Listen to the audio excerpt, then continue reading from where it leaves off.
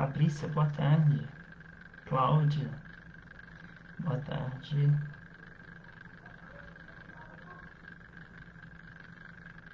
Bem-vindas.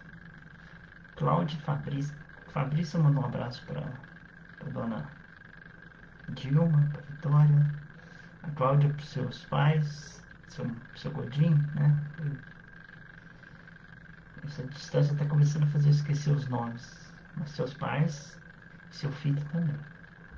E Margarete, boa tarde. Tudo bem? Cadê Fernando? Rosa, boa tarde para você.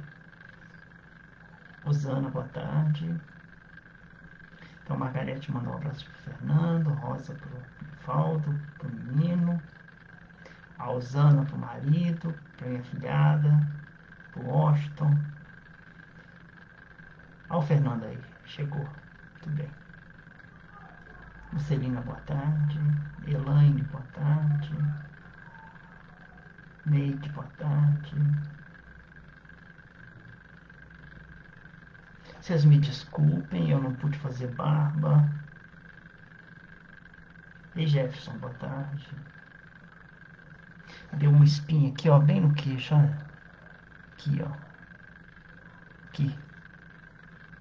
É a fase da adolescência, então se eu fizer a barba vai sangrar demais da conta, então é preferível ficar nos meus 18 anos sem barba fazendo hoje, né, do que machucar meu rosto.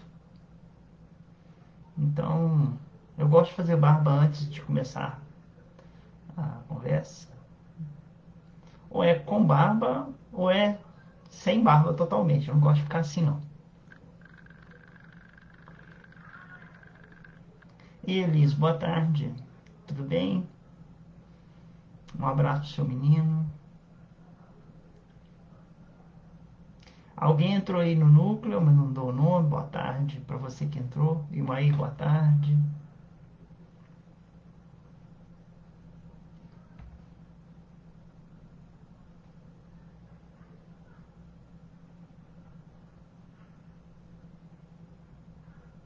Nós vamos. Vocês estão me ouvindo bem?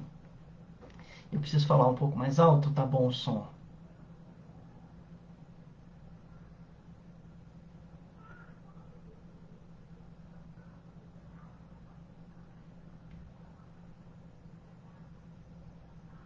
A Ilane entrou, o Ilmair também veio junto. Tudo bem.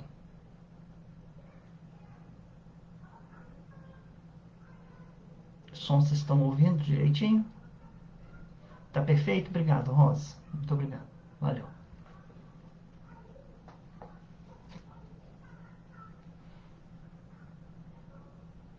Tudo bem, graças a Deus também.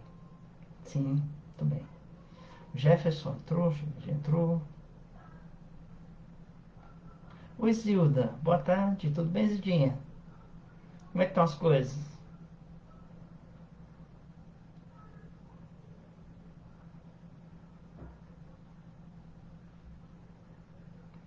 Hoje nós vamos falar sobre virtudes e vícios, né? E daqui a um minuto nós vamos começar. Hoje é um dia muito especial para mim, né? Hoje é dia 26 de setembro. E é uma data em que minha mãe estaria fazendo 95 anos, se ela estivesse encarnada. Mas desencarnada, ela é uma cidadã do universo. Então ela tem anos e anos à minha frente, à nossa frente, né? Como cidadã do universo, filha de Deus como nós todos. Então, se hoje eu tenho a oportunidade de lembrar dela como aniversariante, eu só tenho gratidão a Deus por ela ter sido minha mãe. Muito especial para mim, o que não me faz nem um pouquinho triste, mas sim feliz por tê-la tido como mãe nessa encarnação. Então tem que agradecer. A Zildinha tá aí, ela conheceu demais a minha mãe, né? Nós éramos vizinhos, então ela sabe o quanto carinho que Dona Luísa deixou. Então é uma data muito especial para mim, o dia de hoje. Vamos fechar nossos olhos e agradecer a Deus pela oportunidade de estarmos reunidos em nome de Jesus e pedimos ao Pai as suas bênçãos, que elas se estendam para cada um de nós, que aqui estamos pedindo ao Pai por equilíbrio em nossos corações e nossas mentes, para que tudo ao nosso redor seja e esteja sintonizado com as energias do plano superior. Convidamos a todos os irmãos de luz para fazerem conosco uma corrente de amor, que em nome do Pai, do Filho e do Espírito Santo nós possamos, nessa corrente, encontrar o equilíbrio que tanto necessitamos em nossas vidas. Que nosso Mestre Jesus possa falar alto em nossos corações, hoje e sempre, nos dando forças para vencer nossos vícios, nos dando luz para que trabalhemos as nossas virtudes. Cada um de nós as temos e precisamos trabalhar essas virtudes em nossos corações. Que o nosso Pai nos abençoe para essa tarefa. Que assim seja. Louvada seja a luz que nos uniu no amor do Cristo. Boa tarde, Wagner. Oi, Júlio, boa tarde. Está um pouco baixo? O som? Não, o som tá bom. Eu que posso estar falando baixo. Eu vou melhorar o meu tom de voz. Então, nós falando sobre vícios e virtudes, antes eu vou cumprimentar as pessoas que entraram. A Marilene entrou primeiro como núcleo, né? Depois como ela mesma, né? Wagner, boa tarde. Júlio, Eliana, boa tarde. André, Luiz, Ribeiro Soares, boa tarde. Fátima, boa tarde. Lígia, boa tarde. Que assim seja. Louvada seja a luz que nos reuniu no amor do Cristo. Eu estava andando de carro ontem, de manhãzinha, antes das 7. Né? Eu estava indo do bairro Castelo até o bairro Venda Nova. E no trajeto eu notei uma dificuldade muito grande no trânsito, sabe? Já bem cedo o trânsito já estava complicado. Nossa, vocês precisavam ver. Na Pampulha é como se estivesse num dia normal, né? E as coisas acontecendo ao meu redor, e eu logo falei, né? Nossa, a vida está voltando ao normal, né? E aí eu percebi que o normal, né? O normal, será que aquele trânsito doido que estava na minha frente, os motoristas já todos ansiosos para chegar rápido no emprego, no trabalho, será que aquilo era o normal, sabe? Será que aquela dificuldade que estava ocorrendo ali era o que estava realmente, que a gente poderia chamar, tá tudo normal, né? Não, aquilo não era normal de jeito nenhum. Mas o que é normal mesmo, né? A gente acostumou a ter um normal antes disso tudo acontecer. Mas o posterior a isso, né, mostrou que o normal nem sempre é aquilo que a gente imaginava ser. Então, o trânsito maluco, motoristas mal educados, com pressa, fazendo besteira atrás de besteira, segredindo por voz ou por buzinas, isso nunca seria normal. E dirigindo, interessante, eu comecei a pensar, né, sobre será que a gente não vai aproveitar esse momento que a gente está passando difícil, né, para que a gente aprenda alguma coisa boa, né? E que o normal jamais seria aquilo que estava ali na minha frente, né, com aquela doideira toda, mas que nós poderíamos fazer um novo normal, uma coisa nova, né, uma nova modificação em nossas vidas, um normal mais equilibrado, sabe? Porque aquilo ali que estava acontecendo antes das 7 da manhã, imagina aquilo ali às 8, 8 e meia, 9 horas, né? E olha que eu estava num bairro afastado, eu estava indo para Venda Nova. Imagina aquilo no centro da cidade, nos bairros mais próximos ao centro da cidade. Todos nós tivemos, nesse momento, de repensar nossas relações, né? Todos, de uma forma ou de outra, nos voltamos mais para os cuidados pessoais, né? Os cuidados com a família, o contato com nossos pais, o contato com os nossos filhos, com o marido, com a esposa, com os companheiros do dia a dia. Antes, um contato que estava fragilizado, distanciado pelas obrigações, dos afazeres diários. As crianças, os jovens saíam cedo para casa, de casa para estudar. Os pais iam para o trabalho. O contato íntimo era somente num final de semana. Grande parte das vezes os pais e os filhos chegavam cansados em casa. O Ricardo, boa tarde. Rony Matos, boa tarde. Juliana, boa tarde. Oi, Rita, boa tarde para você também. Lígia, boa tarde, já falei. Então, se antes o contato já estava fragilizado por causa dessa movimentação, né, tudo isso que aconteceu ajudou bastante a, a que esse contato voltasse, sabe? É, porque quando eu chegava o final de semana, antes desses problemas, né, os jovens ainda saíam de casa, né, para as festas, né, para os encontros com os amigos, e ficávamos nós, os pais, em casa, aguardando ansiosamente nossos filhos chegarem. Com isso, o que aconteceu? Né? Houve uma proibição, né? Uma proibição que fez os jovens ficarem mais em casa, os pais ficarem mais em casa. Né? Então houve esse contato se encurtou. Né? Nós passamos a estar mais presentes nas vidas dos nossos filhos mais presentes em nossas vidas.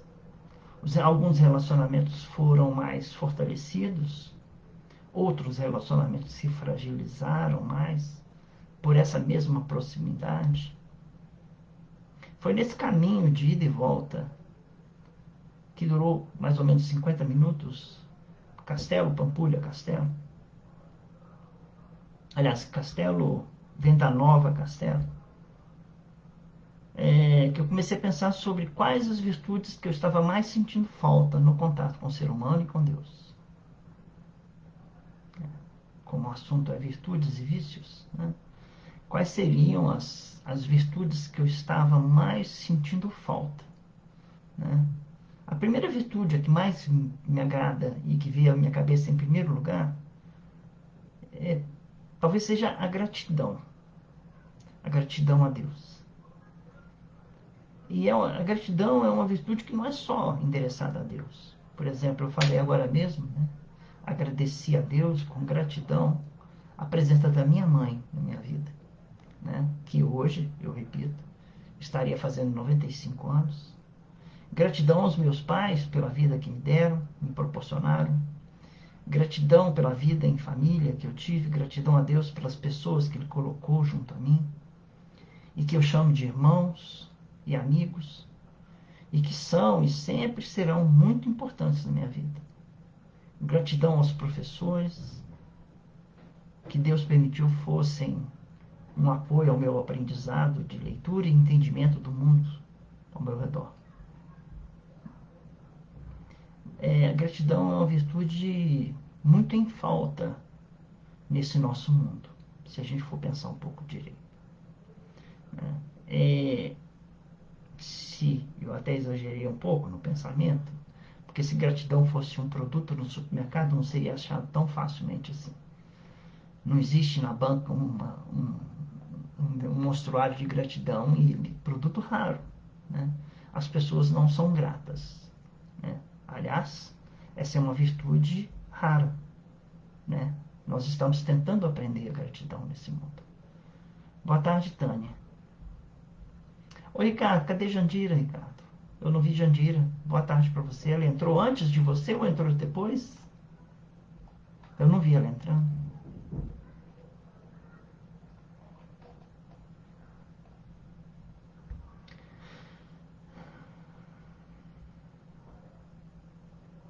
Nesse mundo onde o egoísmo predomina, muito se pensa em si mesmo e pouco se pensa no outro que está próximo a gente, ao nosso redor. Eu sinto falta também de uma outra virtude e que chama gentileza. Como me faz falta a gentileza nas pessoas, sabe? No nosso dia a dia, a gentileza no trânsito, então não existe hora nenhuma. Eu não tenho visto. Partindo até de mim mesmo, posso dizer que eu não sou um motorista muito gentil no trânsito. Então, eu só estava sentindo falta da gratidão. Eu poderia dizer que eu também preciso de aprender a gratidão. Se eu estou sentindo falta da gentileza, é porque eu preciso aprender um pouco de gentileza. Né? Não aquela gentileza educada que a gente costuma ter, né? A educação, mas a gentileza que saia do coração mesmo, sabe? Não apenas por cortesia, aquela quase automática, mas aquela que sai amorosa mesmo, sabe? Uma gentileza. E também a paciência. Essa paciência são as 3 virtudes que eu tive a oportunidade de pensar um pouco ontem, né? E como me faz falta a virtude da paciência. Quando volto meus olhos às minhas atitudes, as atitudes que vêm sendo tomadas por algumas pessoas, noto o quanto sou impaciente com o que acontece ao meu redor. E é bom que a gente entenda que eu falei um monte de vezes ao meu redor. Ao meu redor acontece isso, ao meu redor acontece aquilo, ao meu redor acontece aquilo outro, né? Ao meu redor acontece tudo, todo o aprendizado que eu preciso adquirir para o meu crescimento espiritual acontece ao meu redor. Um abraço para ela, viu, Ricardo? Ei, Silvia, boa tarde. Tânia, boa tarde. Ao meu redor acontece tudo. Tudo que eu preciso aprender está aqui. Agora vamos falar de outra virtude, né, que está constando do Evangelho segundo o Espiritismo, é a humildade. E da humildade, eu tenho certeza que eu estou muito distante. Estou muito mais próximo do orgulho e do egoísmo do que da humildade. Diz Kardec que toda a moral de Jesus se resume na caridade e na humildade, 2 virtudes contrárias ao orgulho e ao egoísmo. Lacordaire, no capítulo 7 do mesmo Evangelho, diz que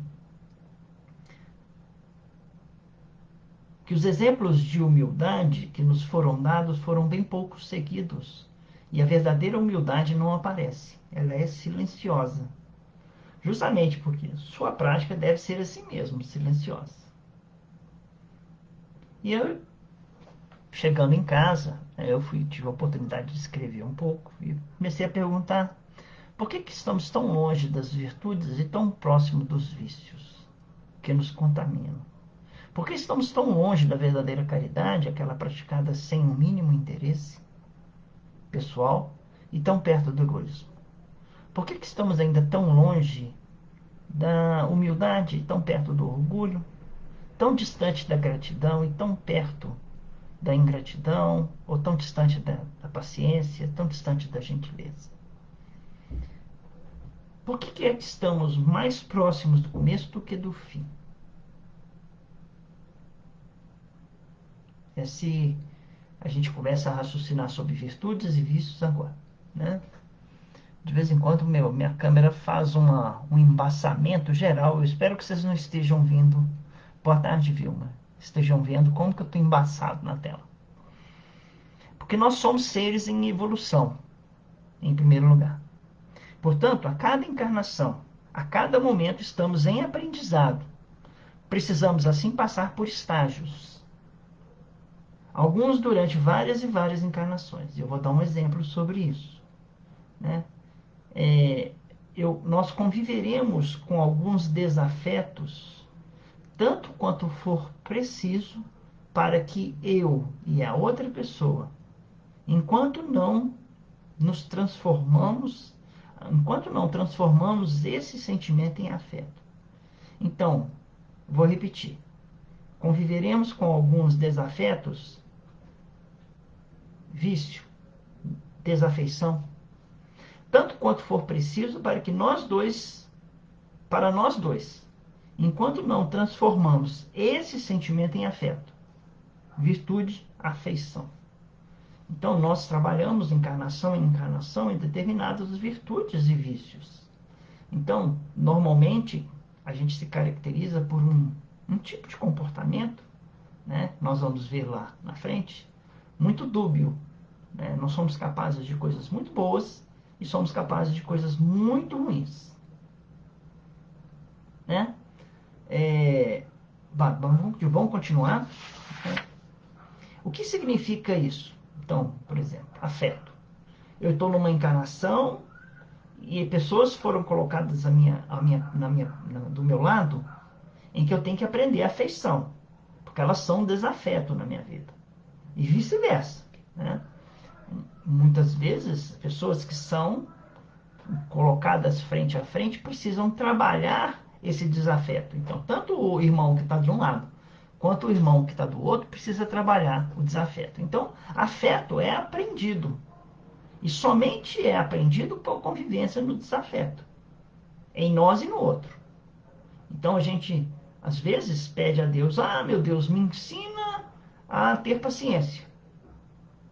Ok, eu vou te colocar perto de pessoas que vão te tirar a paciência. E aí alguém rezou e fala assim, Senhor, me ensina a trabalhar a paciência. Aí ele fala assim, tá bom, eu vou te colocar junto do Renato, para você aprender o que é impaciência e ter vontade de ser paciente. Então, afeto, paciência, gentileza, gratidão, são aprendidos. E somente na convivência com pessoas contrárias a esses sentimentos é que nós aprendemos. Então, eu vou falar 3 frases aqui que elas vão ficar marcadas para esse bate-papo que nós vamos ter durante esses poucos minutos que nós vamos conversar. Toda bondade pressupõe um conhecimento.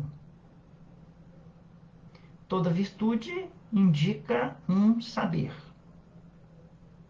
Virtude significa fazer escolhas. Isso é novidade para algum de vocês? Bom, se nós estudarmos o capítulo Perfeição Moral no Livro dos Espíritos, isso está escrito lá, né? Desse jeitinho, bem assim, por lado, tal. Quem escreveu isso aqui foi o Raul Teixeira, então eu aproveitei, né? E está escrito lá no Evangelho mesmo, no Livro dos Espíritos, né, que toda bondade pressupõe um conhecimento. E nós vamos estudar sobre isso. Nós vamos falar sobre isso. Toda virtude indica que você aprendeu a ser virtuoso. Toda virtude significa fazer escolhas. Então, fazer escolhas, a gente pode escolher. Tanto fazer escolhas para o bem, quanto fazer escolhas para o mal.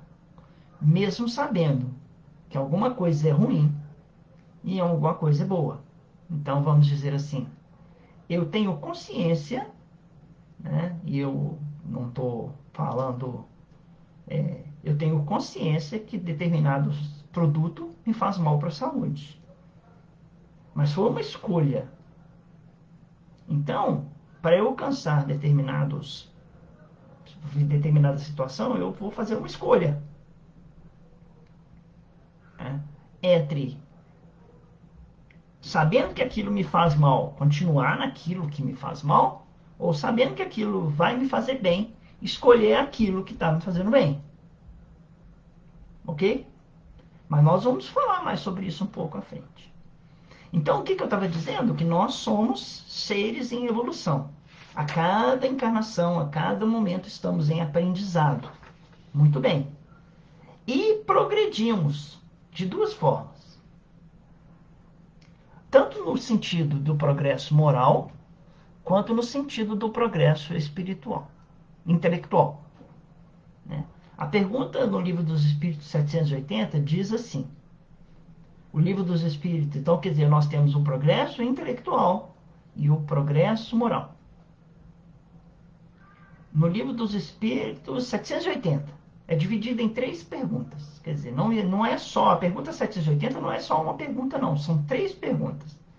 Então assim, o progresso moral sempre segue o progresso intelectual? É uma consequência, todavia não o segue sempre imediatamente. A pergunta significa o quê? Primeiro vem o progresso intelectual. Primeiro eu aprendo tudo que eu tenho que aprender. E o progresso moral vem atrás. Não ao mesmo tempo. Pode acontecer um distanciamento. Então eu progrido primeiro todo o conhecimento que eu preciso ter para saber que, por exemplo, um vício é ruim para a minha saúde. E depois, um progresso moral, que vai me ensinar que eu devo me afastar desse vício. Eu progrido intelectualmente e vejo que uma virtude é boa para o meu espírito e para as pessoas que estão ao meu redor. Eu progrido moralmente para fazer escolhas e escolher, porque eu ganho o livre-arbítrio de escolher se eu entro nesse campo da virtude positiva ou se eu entro e não escolho essa virtude em minha vida. Então, a segunda pergunta é: como o progresso intelectual pode conduzir ao progresso moral? Fazendo compreender o bem e o mal. Vocês se lembram lá de Adão e Eva? Que eles não poderiam comer o fruto do conhecimento do bem e do mal? E a partir do momento que eles ficam conhecendo o que é o bem e o que é o mal, eles ganham, né, o livre-arbítrio, a liberdade de escolher, e eles perdem o paraíso. O homem, então, pode escolher. O desenvolvimento do livre-arbítrio segue o desenvolvimento da inteligência. Então, o livre-arbítrio é um ganho moral. Primeiro, você ganha a posse da inteligência e ela vai seguindo. Atrás dela, na rabeira dela, né, vem o livre-arbítrio. E é isso, quando você ganha o livre-arbítrio, aumenta a sua responsabilidade pelos seus atos praticados na sua vida. Ei, Fabiola, boa tarde. Vilma Dias, boa tarde. Eu dei boa tarde antes? Eu não sei. Desculpa se eu não dei.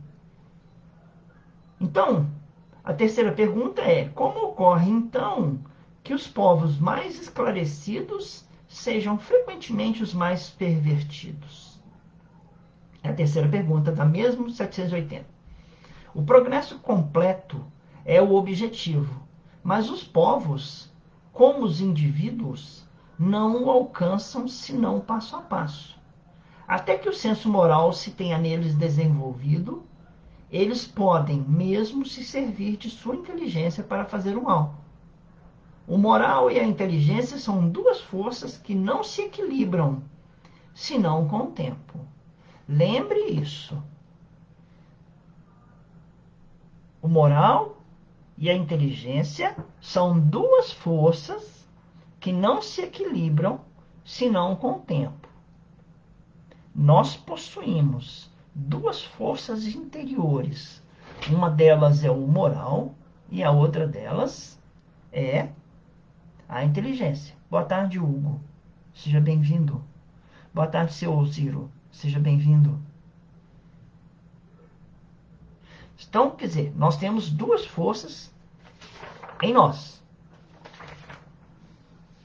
Uma das conclusões que nós podemos tirar dessas 3 perguntas está na pergunta 751, que diz assim: o desenvolvimento intelectual não leva à necessidade da prática do bem. O espírito superior em inteligência pode ser mau. Então, é onde que muitas vezes nós nos surpreendemos com pessoas que são altamente inteligentes, com um poder altamente destrutivo em suas mãos.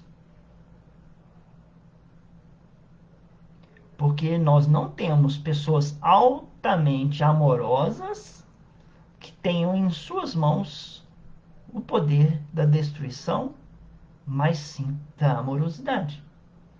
Então, pessoas, na pergunta 751 diz: o desenvolvimento intelectual não leva necessariamente à necessidade de se praticar o bem, mas primeiro nós temos que passar por ela. Então, o que justifica muitas vezes que existam tantos vícios assim. Ainda estamos numa situação de ter muitos vícios ao nosso redor.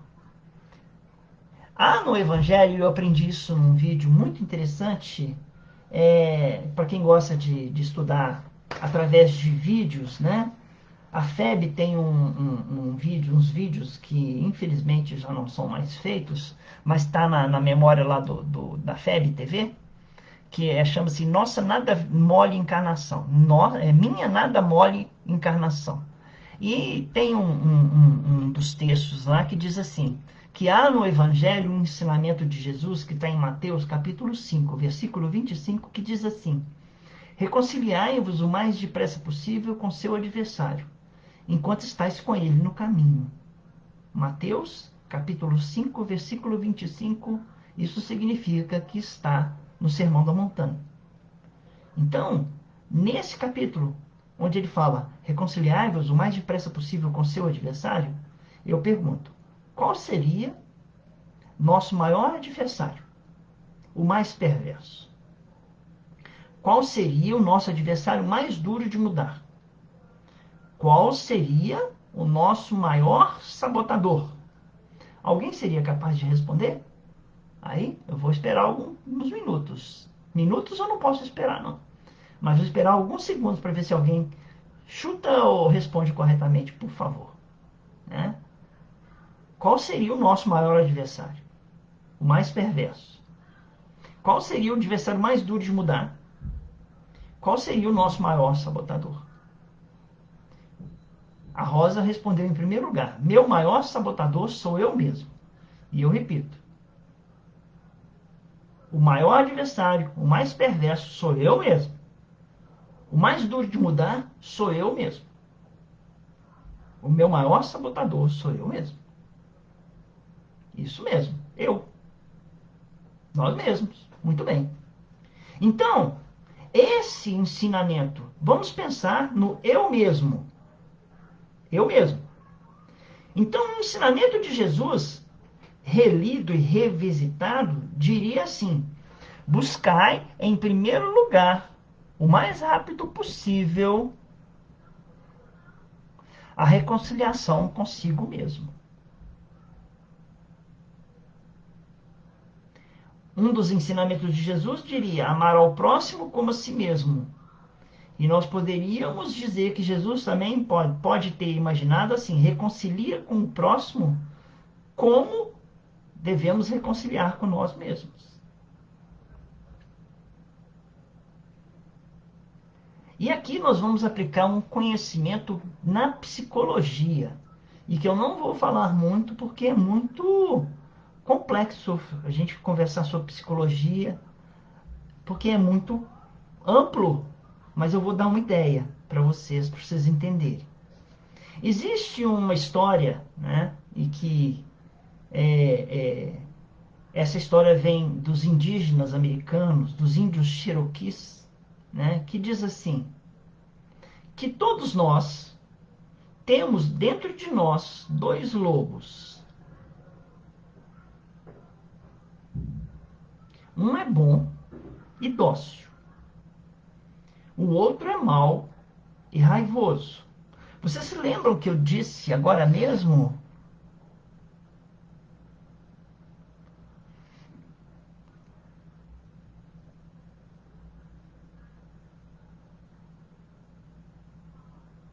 Que a moral e a inteligência são duas forças que não se equilibram senão com o tempo, e nós temos essas duas forças dentro de nós, a moral e a inteligência. Então, todos nós temos dois lobos. Um é bom e dócil, o outro mau e raivoso. Eles estão sempre em guerra.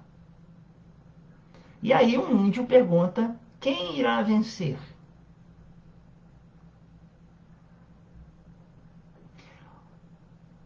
Ô Tânia, sim, mas vamos discutir isso de outra forma, porque tem um monte de coisa envolvida em auto-amor, sabe? E que isso geraria, né, uma culpa que você e que eu e que nós não precisamos ter ou carregar, né? Se você se sentir que não se ama ou sentir que se culpa, igual eu também tenho esse sentimento muitas vezes, isso não me faz a pior criatura da Terra, me faz somente continuar sendo um filho de Deus, que estou passando por um estágio no planeta Terra. E que esse estágio no planeta Terra vai me levar a aprendizados, alguns positivos, outros de aprendizado através da dor. Então, que se não houve amor hoje, amanhã haverá. Se eu errei hoje, amanhã eu acertarei. Se eu, por acaso, não aprendi hoje, amanhã eu aprenderei. Então, auto-amor, ele é um aprendizado também.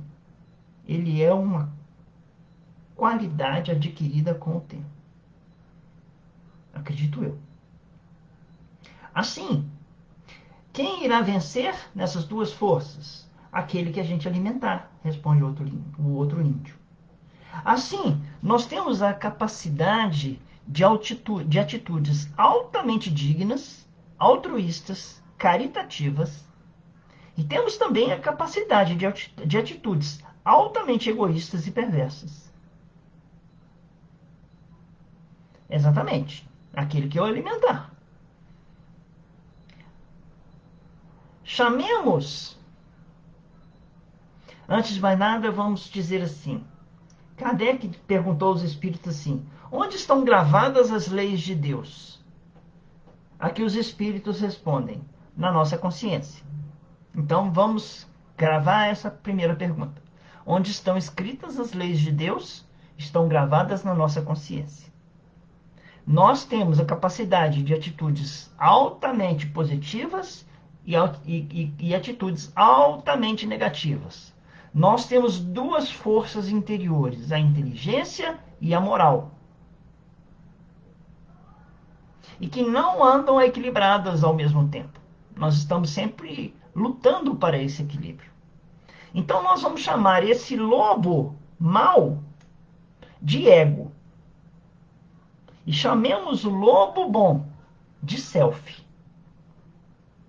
O que significa self em inglês? O si mesmo. Então nós ficamos com uma luta permanente entre esse self, que seria o quê? A nossa consciência divina. Uma parte de nós quer crescer. Uma parte de nós quer ser luz. Uma parte de nós quer chegar junto ao Pai o mais rápido possível. Então ele comanda esse espírito. Nós somos espíritos. Nós temos uma consciência divina. E essa consciência divina nos faz ser semelhantes ao Pai, não iguais. Porque ainda saímos da inocência e vamos passando pela roda das encarnações, né, segundo o budismo. E pela roda das encarnações nós vamos continuar, e uma hora nós vamos ultrapassar e subir até o Pai.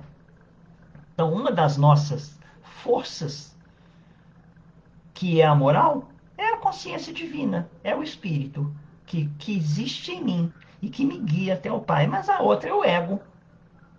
A outra é o ego. E essas forças, elas estão e ficam desequilibradas. Então, é nessa consciência divina que estão gravadas as leis de Deus. E a partir do momento que eu adquiro Conhecimento. Eu tenho ciência de que essas leis de Deus estão aqui comigo. Então, quando Cristo nos chama à reconciliação, estaria nos convidando a nos aproximar da nossa consciência divina, o nosso self. Então, vamos imaginar aqui, eu vou tentar fazer um exemplo, mas aqui na câmera é muito difícil. Nós temos aqui uma mão fechada, e essa mão fechada seria o... a nossa consciência divina. Eu vou fazer com essa mão aqui, porque eu não sei trabalhar ao contrário, como espelho, né? E aqui nós temos nosso ego, sabe? Então nós ficamos nessa luta. E a luta, qual que é a luta? É que o ego se aproxime, se aproxime, se aproxime da consciência divina. Enquanto nós não conseguimos nos aproximar da consciência divina, o ego é dominante. E o ego vai, e muitas vezes vai nos tornar egoístas, egocêntricos, vaidosos, orgulhosos. Não porque ele é mau, não, porque ele nos protege. Não porque ele é perverso, não, porque ele está em evolução. Nós somos seres em evolução. E nós tentamos nos aproximar de Deus. A nossa consciência divina, nós nos aproximaremos de Deus à medida que nós conseguirmos. E muitos querem se aproximar de Deus numa encarnação só e não conseguirão.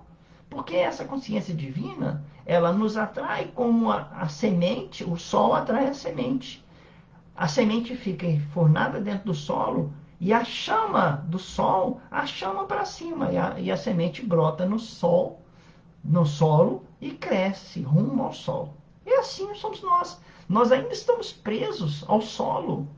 E não adianta nós queremos voar ainda. Nós estamos crescendo em inteligência. E alguma coisa já nós conseguimos adquirir no conhecimento moral. Então, nós vamos aprimorando nossas tendências negativas, alimentadas por incontáveis reencarnações consecutivas.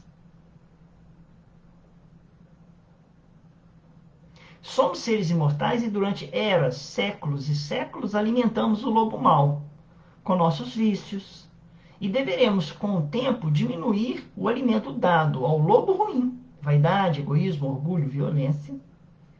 Assim enfraquecendo, devemos alimentar o lobo bom, dócil, nossa consciência divina, fortalecendo em nós virtudes antes apagadas e que encarnação após encarnação estarão fortes até que nos iluminemos. Vou dar um exemplo simples. Quem leu há 2000 anos enxerga Emmanuel na figura de Públio Lentulus, uma pessoa egoísta e orgulhosa, até má, atitudes perversas, como a do escravo lá, do filho do escravo. Atitudes que mudaram completamente o rumo da vida dele. Quem enxerga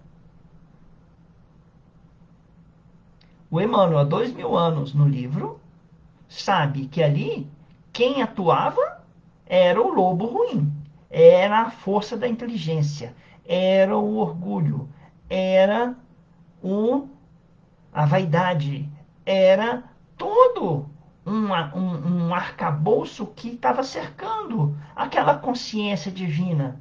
Mesmo Jesus tendo chegado perto dele, diz assim: nossa, antes eu quisesse que você chegasse aqui e me seguisse, mas não. Você veio aqui simplesmente para pedir que sua filha se cure, né? E sua filha não vai ser curada porque você está me pedindo. A quem está aqui para mim é uma figura de um senador. E quem pede a cura é sua mulher que está lá, ó. Sua mulher que está lá em casa, que está na sua casa. É que conseguiu a cura da sua filha. Não você. Você não vale nada. Não falou assim, né?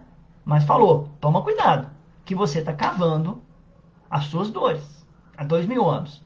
Quem enxerga Emmanuel hoje vê que o Emmanuel deixou de alimentar o orgulho que ele tinha, deixou de alimentar a vaidade, deixou de alimentar toda aquele arcabouço das negatividades que ele tinha e foi alimentando o lado bom dele, o lado dócil, o lado pacífico, o lado amoroso, e ele foi crescendo e se acendendo, continuando a ser a mesma pessoa.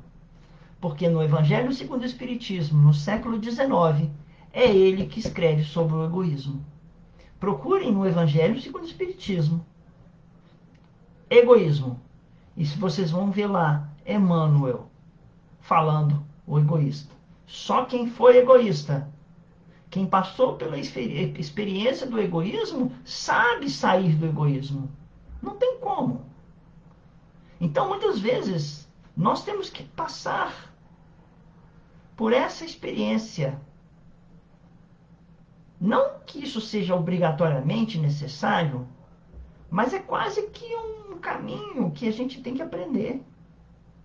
Boa tarde, Edson. Seja bem-vindo aí, Denise. Boa tarde. Então, Jesus ensina também. Emmanuel foi e fez brilhar a luz dele. E Jesus ensina: brilhe a vossa luz. Essa consciência divina, que também nós chamamos de chama divina, e devemos, sim, fazê-la brilhar. Todos nós temos uma chama, e ela não se apaga nunca. Quanto mais evoluímos em direção ao Pai, mais essa chama brilha, e mais nós brilhamos e nos elevamos. Quanto mais afastados do Pai, mais essa chama se apaga, mas ela não se apagará jamais, porque um dia ela há de receber mais luz e ser menos alimentada, mais alimentada de amor. Então, é por isso falamos que toda virtude toda virtude exige um saber, toda bondade pressupõe um conhecimento. A gente continua. Esse conhecimento nos leva ao progresso intelectual. Vamos ser bem repetitivos. Agora eu vou dizer: foi o intelecto que inventou a dinamite. Foi o intelecto que descobriu a energia nuclear. O uso desse progresso intelectual, sem a presença do progresso moral, fez com que seres humanos usassem a dinamite e a bomba atômica contra outros seres humanos. Não adianta o ser humano, nós, buscarmos apenas o progresso intelectual, se não buscarmos o progresso moral. Não adianta. Precisamos do progresso intelectual, certamente, precisamos buscar conhecimento também, mas o mais importante é a busca do aprimoramento moral. Deduzimos a partir daí que só podemos aprimorar nosso progresso moral com o conhecimento adquirido do nosso progresso intelectual. Fixando.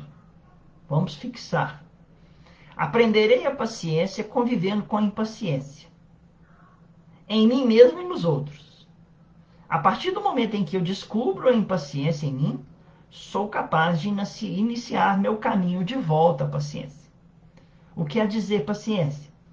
Paciência é você ter ciência da paz. Aliás, consciência da paz. Só a partir do momento em que eu adquiro a consciência da paz, eu sou uma pessoa pacífica. Bem-aventurados os pacíficos. Segundo Jesus disse. Adquirir o conhecimento do que se é, eu sou egoísta, sou orgulhoso. Me aproxima daquilo que eu não sou, ainda. Adquirir o conhecimento do que se é, egoísta, orgulhoso, vaidoso, violento, preguiçoso, mentiroso, vícios, me permite saber ser necessário aprender as virtudes necessárias contrárias a isso. Aquilo que não se é ainda. Por exemplo, altruísta, humilde, simples, pacífico, trabalhador, honesto. Virtudes.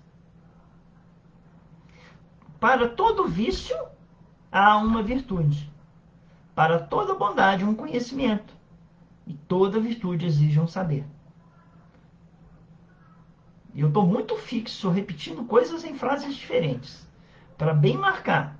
O vício é a aplicação do mau conhecimento adquirido. A virtude é a aplicação do bom conhecimento adquirido. Nossa consciência tem o conhecimento do bem e do mal. e faz escolhas o tempo todo, a todo momento. Virtude é fazer escolhas, é ter disposição para agir no bem. Você assume riscos, você faz escolhas. Sempre será assim, pelo menos na nossa atual faixa evolutiva. Então, eu teve uma época da minha vida em que eu experimentei algumas coisas que eu não deveria experimentar. Aí eu poderia dizer, eu fui inocente. Não, eu não fui inocente. A história que você já tinha ouvido na vida estava dizendo que você estava escolhendo.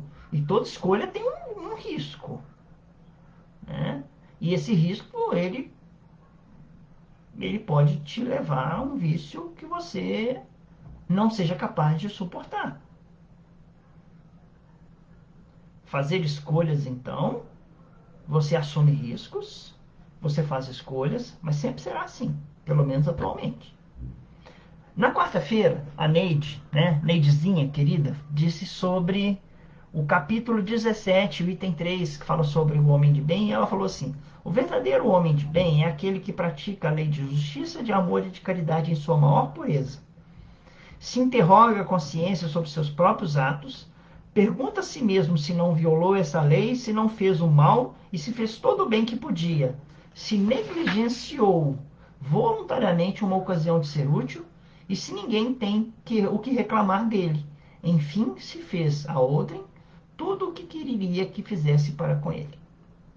Isso mesmo, nós somos seres duos. Ainda fazemos o bem e o mal. Com quem nós amamos, fazemos o bem. Com quem nós odiamos, fazemos o mal. Mas será que estamos realmente fazendo bem a quem nós amamos e o mal a quem nós odiamos? E para terminar, nós estamos terminando, quase, né? Não agora, faltam alguns minutos ainda.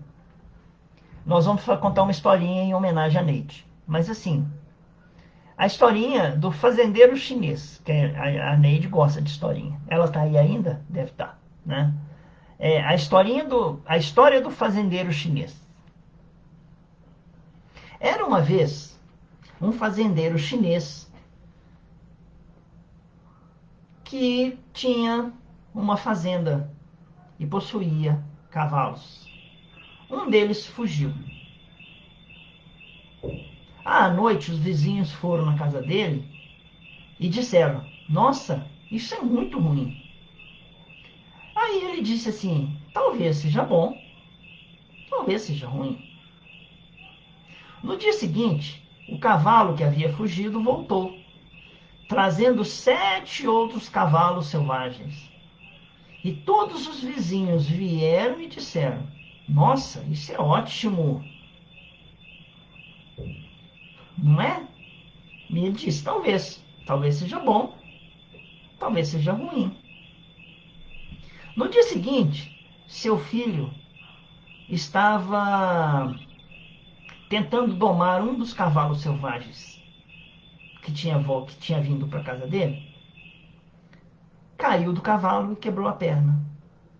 E todos os vizinhos vieram à noite e disseram: nossa, como isso é ruim. Ao que o fazendeiro respondeu: talvez. Talvez isso seja bom, talvez isso seja ruim. No dia seguinte, os oficiais de recrutamento do exército chinês apareceram procurando jovens para recrutar para o exército. E eles rejeitaram o filho do fazendeiro, porque ele tinha uma perna quebrada. E todas as pessoas vieram ao fazendeiro e disseram: nossa, isso é ótimo. E o que o fazendeiro respondeu? Talvez. E talvez isso seja bom, talvez isso seja ruim. Nós enxergamos as coisas que acontecem ao nosso redor com uma ótica de espíritos imperfeitos. No mundo imperfeito, de provas e expiações, onde dor e sofrimento são vistos como um mal, e saúde vista como um bem. Sendo que estamos todos ligados à lei de ação e reação. Reencarnamos diversas vezes e ainda reencarnaremos outras diversas vezes incontáveis. Para saber o valor do bem só passando pelo mal. Quase que inevitável na nossa atual faixa de evolução. Então, nós dizemos assim, aquele irmão nasceu na pobreza. Que ruim. Talvez. Talvez seja bom. Talvez seja ruim. Nossa, como aquele irmão está doente. Talvez. Talvez seja bom. Talvez seja ruim. Nossa, aquele irmão sofreu um acidente. Que ruim. Talvez. Talvez seja bom. Talvez seja ruim. Porque o nosso ponto de vista é imperfeito. Nós queremos ver as coisas muito pelo imediato, segundo a Marilene escreveu ali. Muito pelo imediato. Nós esquecemos da ação e reação, da causa e do efeito, né? Do livre-arbítrio, e que nós somos atingidos a todo momento. Por quê? Porque somos e estamos num planeta de provas e expiações, num mundo imperfeito de pessoas imperfeitas. Como que nós exigiremos coisas perfeitas com pessoas imperfeitas? Então, aquilo que nós visualizamos e dizemos, nossa, aquilo ali é o bem, ou aquilo ali é o mal, precisa de um estudo mais aprofundado, porque nem tudo aquilo que a gente enxerga como bem é bem. Nem tudo que a gente enxerga que aquilo é mal, é mal. Tudo depende do ponto de vista. No nosso ponto de vista é um, e no ponto de vista de Deus é outro. É como se nós subíssemos uma montanha. Isso está escrito no Evangelho segundo o Espiritismo. Se você enxerga a cidade no sopé da montanha, você só vê os prédios à sua volta. Se você está no alto da montanha e enxerga a cidade, você enxerga a cidade como um todo. Aí você no pé da montanha fala assim, nossa, que cidade grande. Aí alguém responderia, talvez seja grande, talvez não. No alto da montanha, você veria se a cidade realmente é grande ou de fachada. Porque você visualiza mais coisas. Para terminar, no capítulo 7 de Romanos está escrito assim, irmãos, Paulo escreve assim, irmãos, eu sei que em mim, isto é, na minha natureza, não habita o bem. Pois querer o bem está a meu alcance, mas realizá-lo não está. Na verdade, não faço o bem que quero, mas pratico o mal que não quero. Classicamente, nós sabemos que quando nós fazemos alguma coisa errada, nós sabemos o que estamos fazendo. Não vou falar mais nada. E aí eu trouxe algumas frases que explicam da Joana de Anjos. Todas essas frases que eu vou dizer, exceto uma coisa aqui que eu vou falar que não é dela, todas essas frases que eu vou dizer aqui, para terminar o nosso encontro, são da Joana de Anjos, tá bom? Estão no livro Amor, Imbatível Amor e no livro Em Busca da Verdade. Na sua origem, o ser não possui a consciência do bem e do mal. Vamos lembrar de Adão e Eva. Vivendo sobre a injunção do instinto, é levado a preservar a sobrevivência, a reprodução, por automatismos, que irão abrindo-lhe espaços para diferenciados patamares de conhecimento, do pensamento e da faculdade de discernir. Então, ele vai adquirindo, primeiro ele só é um automatismo, depois ele conhece o conhecimento, o pensamento e depois consegue começar a discernir. Desde quando a razão e a consciência começaram a desenvolver-se no ser humano, começou o discernimento, a dicotomia do bem e do mal, aqui está o bem, aqui está o mal. Dicotomia, dois, di é dois. A dicotomia do bem e do mal se apresentou de maneira conflitiva. O que seria conflitivo? O conflito surge porque agora sabemos, discernimos. Temos o conhecimento do que é bom, do que é ruim. Então surge um conflito. Eu quero comer aquela maçã. Ah, mas a maçã é do seu irmão. Não me interessa. Eu quero aquela maçã. E vai lá e rouba. E aí? Surgiu um conflito. Queira ou não queira, você fez aquilo que não podia.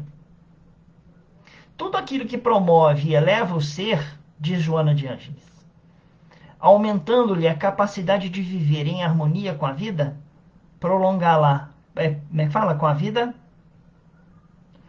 prolongá-la, torná-la edificante, é a expressão do bem. Entretanto, tudo quanto conspira contra a sua elevação, o seu crescimento e os valores éticos já logrados pela humanidade é mal. E é justamente o bem e o mal continuam sendo, né, e gerando muito conflito até os dias de hoje. A seleção do que se deve, do que deve em relação ao que não deve realizar, dá-se mediante a sensação da dor física. Primeiro, dor física. Depois, emocional. Mais tarde, de caráter moral. Ascendendo na escala de valores éticos. Então, é onde nós muitas vezes descobrimos a necessidade que nós temos de nos amar e que nós não temos o alto amor, nos carregamos de culpa, nos carregamos de